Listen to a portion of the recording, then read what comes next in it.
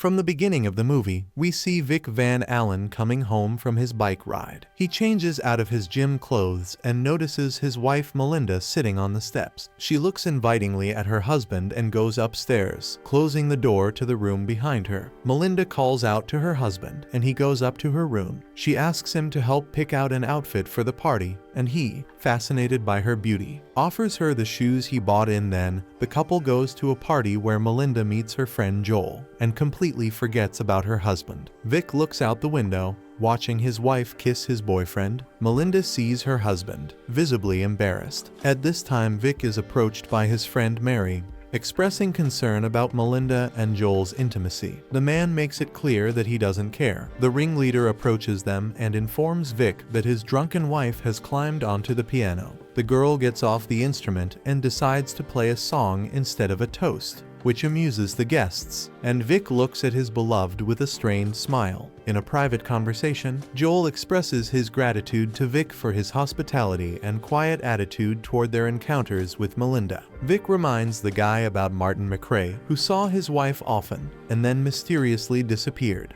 reporting that he killed him. Joel feels threatened and is not sure if the man he is talking to is telling the truth about the crime. Frightening thoughts cause the guy to leave the party without explaining to his girlfriend the reason for his departure. Van Allen and Melinda, on their way back to the car, discuss Vic's conversation with Joel. Melinda suspects that her husband may have scared the guy off with threats, but Vic denies it. The action then shifts to the couple's house, where Vic sees the nanny off and arranges to pay her. Meanwhile, he notices the girl's embarrassment at the sight of the naked lady of the house. He persuades his wife to get dressed and reminds her of the norms of decency. She indignantly leaves the room. Vic apologizes to the nanny. Later in the bedroom, Van Allen takes care of Melinda by applying cream to her body. He says that her skilled mind attracts him, so he does not understand why she chose the feeble-minded Joel. The girl explains that by being around Joel, she likes herself. This draws her to the guy. She also says she can't feel the same way around Vic. In the morning, the father takes his daughter to school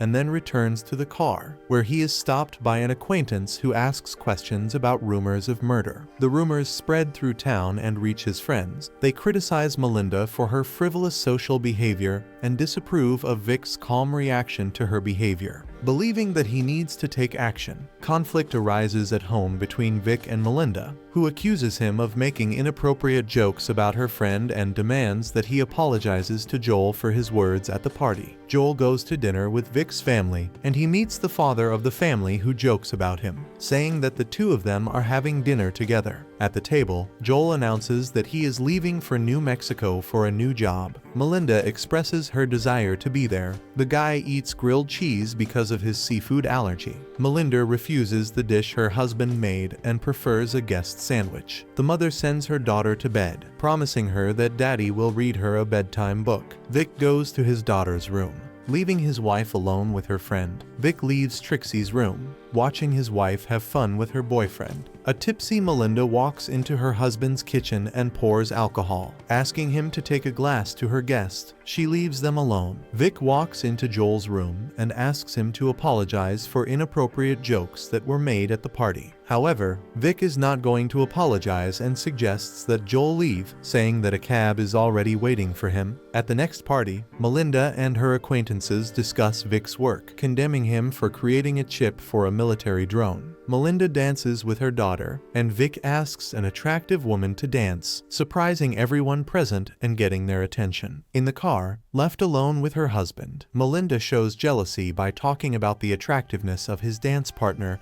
and shows her displeasure by hurting her companion. The next day, the family goes to their daughter's soccer game, where Vic receives a call from the bank informing him of a large money order sent for piano lessons to the restaurant where he plays. There, he observes his wife interacting with the new acquaintance, showing interest in him. Later, when Vic returns home, he discovers an engagement ring left in Melinda's bathroom and learns from the news that Martin's missing body has been found. He goes into the hallway, meets his intoxicated wife there, and reports the confirmed death of her dear friend. The next day, Vic and Trixie pick up a puppy from the shelter, and on their way back, they notice Charles carrying flowers. Then at home, he sees them in a vase on the table. Melinda takes the drink and silently leaves, and Vic throws the flowers away. day. Later, he meets friends at a restaurant where his wife's new friend is performing and praises his talent. In the next scene, Melinda enjoys the company of her music teacher in the car. In the morning, Vic does not find his wife in her room. After waiting his lover to arrive, he speaks out about her frivolous behavior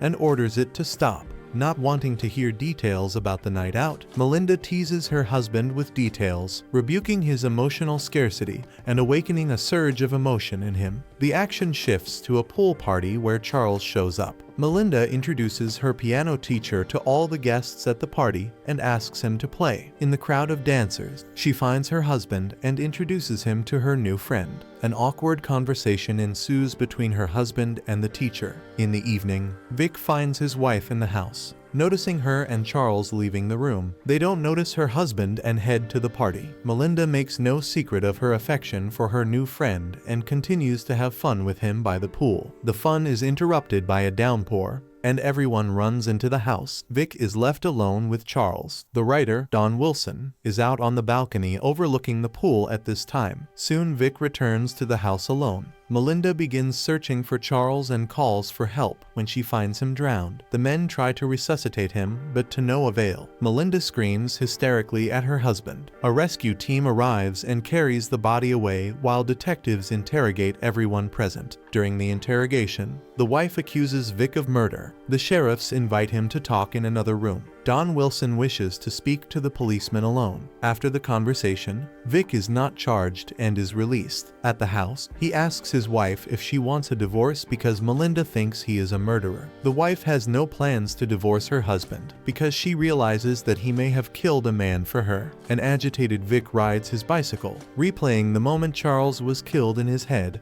and notices the car following him. In the morning, his father takes Trixie to school, and on the way back, Vic meets Kelly, who apologizes for her husband because of the suspicions he shared behind Vic's back. He invites his friends over for dinner where Don accuses him of murder and offers to take a lie detector. One day Vic sees a car following him with a camera inside and catches his wife having dinner with a detective who poses as a psychotherapist. He uncovers the plot and accuses Don of secretly stalking him with the help of a detective. As proof, he shows his wife's money order statement to Wilson as a fee for the detective. Vic sees his wife meeting his ex-boyfriend, Tony Cameron. In the evening, the father, after putting his daughter to bed, overhears his wife's telephone conversation in which she talks about moving to Brazil, and at the end of the conversation confesses his love for the person he is talking to. At the same time, Tony arrives at Vic's snail lab to meet him.